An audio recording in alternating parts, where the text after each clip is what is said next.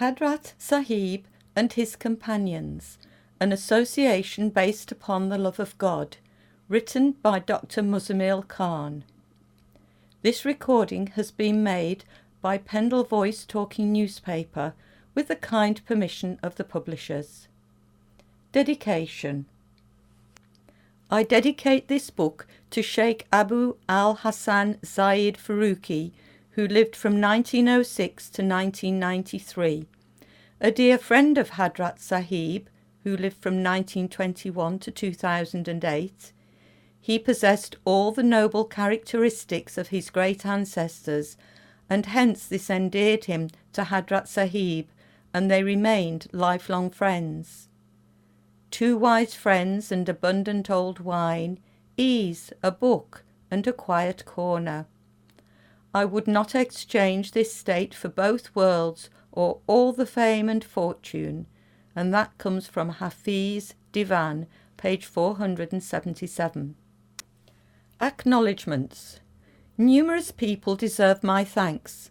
However, I shall only mention a few essential contributors. Professor Akbar Dad for providing unpublished material on Hadrat Sahib.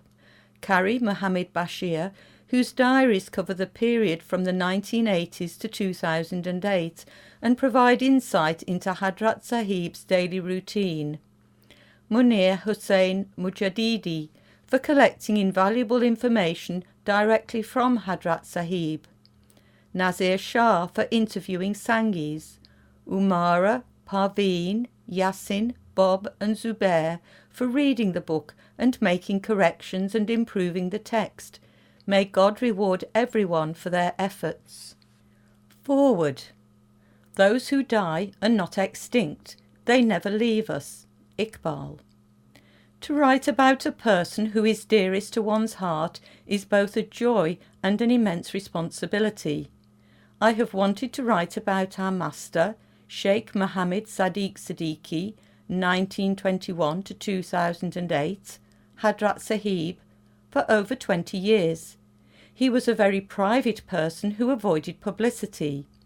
For most of his life he forbade his devotees to write about him. However, in later life his outlook changed, and he allowed authentic narrations of his life and teachings to be written down.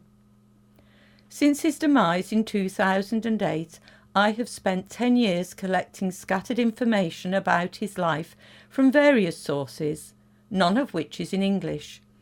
However, these accounts were often dateless or lacked order, thus presented a challenging, almost impossible task for any writer to portray his life chronologically.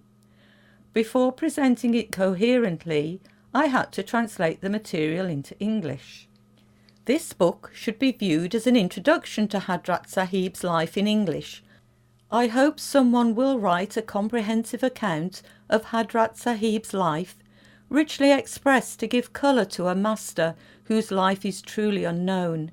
Until such a time, this is the best one can do under these circumstances. As the title suggests, this book shall examine the relationship based on the love of God.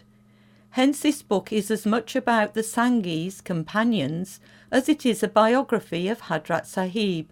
The two are inseparable. The intended function of this book is to ensure that your spiritual connection with Hadrat Sahib remains intact and hopefully grows. I have written about Hadrat Sahib in my autobiography, Banwanori, an autobiography of a free spirit, in 2013. Some people read this account and became fascinated with Hadrat Sahib's life and teachings. Effectively, that account planted and nurtured seedlings of curiosity, whose roots grew within the hearts of these people. From then on there have been continual requests to know more about him. Hadrat Sahib's life is simple yet a mystery. Just as it is impossible to describe the emotion of love in words, similarly, Hadrat Sahib's personality cannot truly be expressed in writing. Just like the secrets of love, the greatness of my master is best kept hidden.